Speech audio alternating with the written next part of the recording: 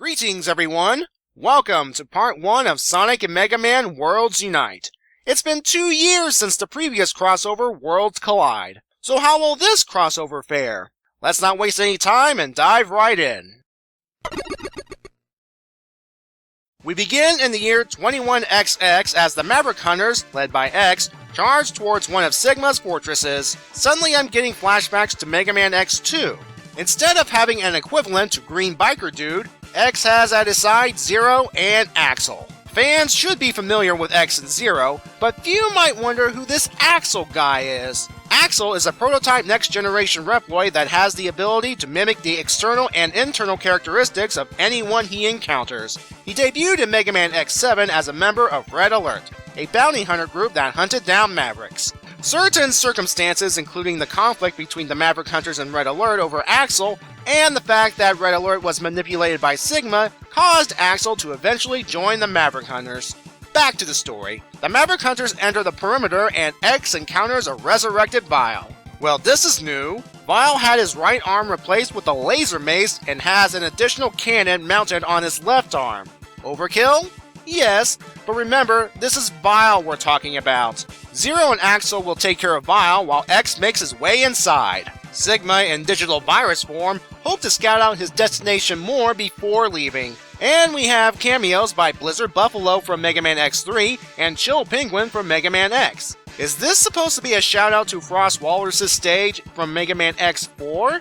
Anyway, Sigma mentions Dr. Eggman abusing the Zeti just as X blasts in. X states that Sigma's threat to the world ends here. But Sigma states that his commanding of worlds has just begun, just before he disappears through a Genesis portal. We move on to Sonic's world as the Blue Hedgehog is searching for something in Green Hill Zone. He's about to run out of land due to his world being in pieces. However, the item he's looking for is stuck on this cliff, which is a piece of the Master Emerald. For those unaware, Knuckles shattered it again to prevent outsiders from taking it. It's revealed here that Sonic is trying to find the last Chaos Emerald so that he and his friends can fix the world. For the record, Dr. Eggman has the last Chaos Emerald. Also, please note this Genesis portal right here.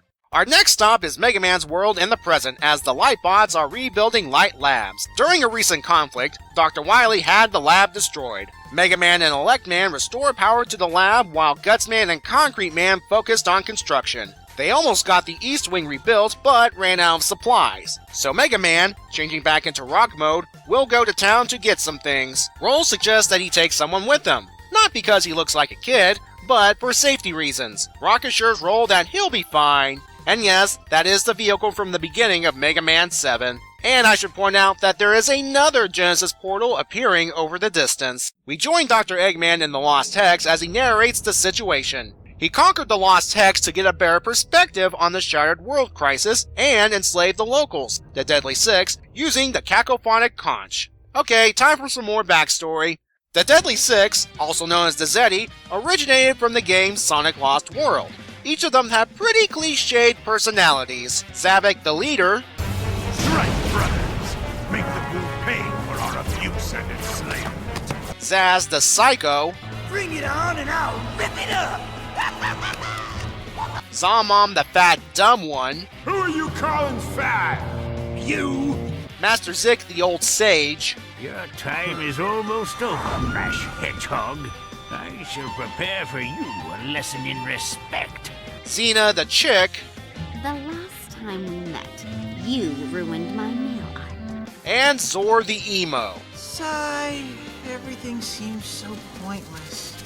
Eggman controlled them by blowing into the cacophonic, you know what, screw it, magic conch shell, causing them great pain. For the record, we never learn about the Zeti or the magic conch shell within the context of the game or in this comic. But there is a reason Eggman kept them under control.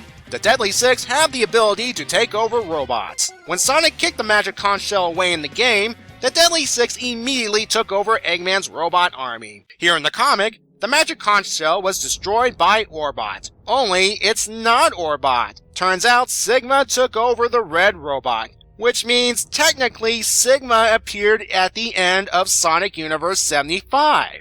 With the Deadly Six now on his side, Sigma forces Eggman to build him a new body. During construction, Eggman and the audience learn some things, including Sigma's point of origin with a bunch of future tech, Sigma's somewhat mastery of the Genesis portals, and Sigma's egotistical behavior, which Eggman can hopefully exploit. Sigma's new body is complete, but Sigma wants Eggman to build more armors. Eggman explains that it'll take time and he'll need help. Plus, he's tired. So, Sigma uses a Genesis portal to bring in Dr. Wily from the end of Mega Man issue 49. You know, it's a lot less frightening when you see it from a different perspective. Eggman's not happy about this, and Wily's confused about what's going on. Sigma orders Zavik to place the doctors inside an egg capsule for the evening. Eggman explains to Wily what he knows about the Zeti, and is willing to put aside their differences to make chumps of not only Sigma, but Sonic and Mega Man as well. As we have a montage of the doctors getting to work, we have more Eggman narration. He states that his Badnik assembly line was changed into Sigma's Mechanaloid factory, and the armor the two doctors are building is to enhance the Zeti's abilities, but there's also a hidden trap inside the armors. Eggman admits they'll need Sonic and Mega Man to get rid of Sigma, but at the same time, they don't want the blue heroes getting in their way. Before long, the Deadly Six's armor is complete. Sigma hopes they will join him, but the Deadly Six have other plans as they use their new power to take over Sigma's body. But Sigma points out that while they have control over the body, his will still belongs to him. And so he turns the tables and takes control of the Deadly Six. He then orders the doctors to begin construction of something called the Unity Engines. Eggman and Wily begin their plan by telling Sigma about their two blue headaches. Sigma agrees that they could be a problem and asks for ideas. The doctor suggests sending the Deadly Six to attack the heroes. Thanks to Sigma's control of the Genesis portals, they'll be caught off guard. That would explain why we saw the portals in both Sonic and Mega Man's world. Half the Deadly Six go after Sonic, while the other half target Mega Man. During the attacks, we get dialogue boxes of the doctors explaining their plan of turning the heroes into Sigma's minions and using them to install the Unity engines. Back in the Lost Hex, Sigma gloats that he'll be more powerful than ever and can't wait to go after X. He even mentions having the traditional 8 commanders, though 2 are in the recruitment process. So we end part 1 with Eggman and Wily preparing to alter their arch nemeses. Yeah, Sigma's real ambitious this time around, using Genesis portals and recruiting some help to conquer multiple worlds. So how did Sigma first learn about Sonic's world and Dr. Eggman in particular? And how did he gain some control over the Genesis portals, which I do applaud Eggman for pointing this out. Since this is part 1, I'll let these answers slide, for now. So Eggman and Wily team up again. Now based on the dialogue, Eggman definitely remembers Wily, but Wily doesn't remember Eggman, which makes sense, sort of.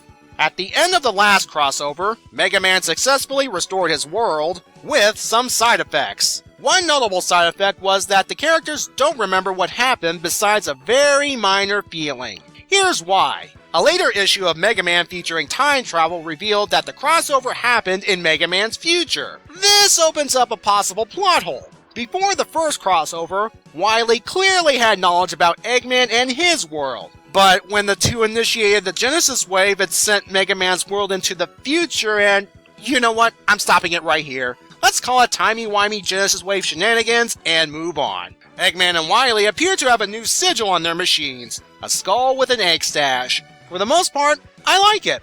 But I want to point out another minor plot hole. Sigma has the sigil on his new body before he recruited Wily. You could say that Sigma was observing Wily and wanted to bring him into the project at some point, but it was Eggman that built the body. Unless the skull symbol was never meant to represent Eggman and Wily, and its shape is just a mere coincidence. Sigma having the foresight to booby-trap the Deadly Six's armor was pretty clever.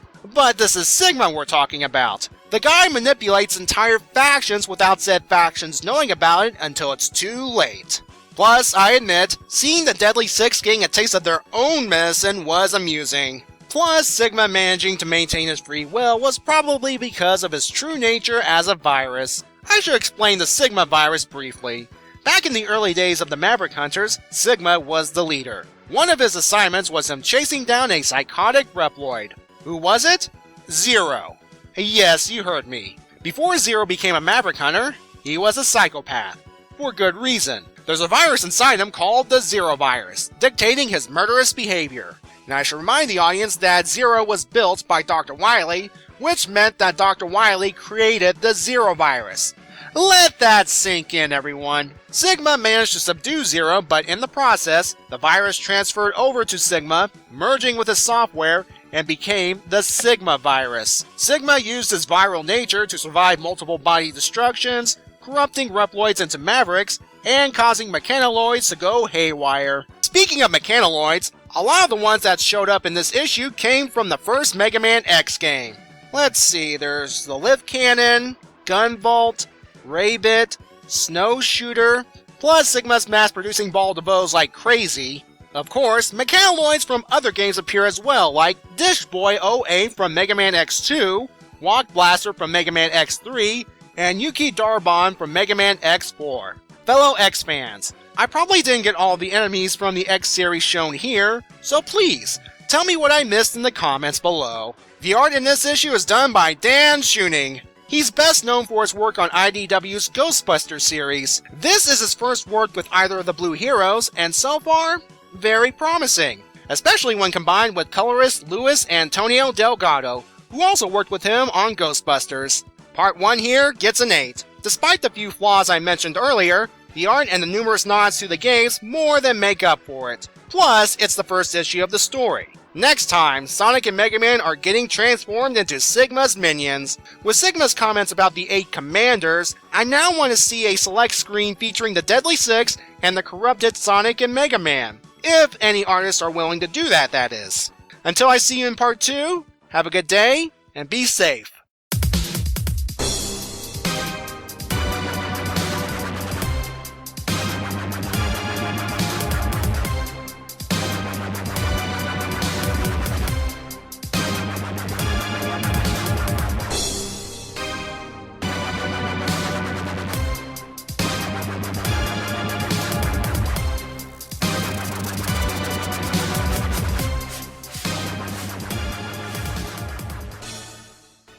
I just noticed something. The capsules our heroes are contained in. They are very similar to the ones at the end of the last crossover. Coincidence?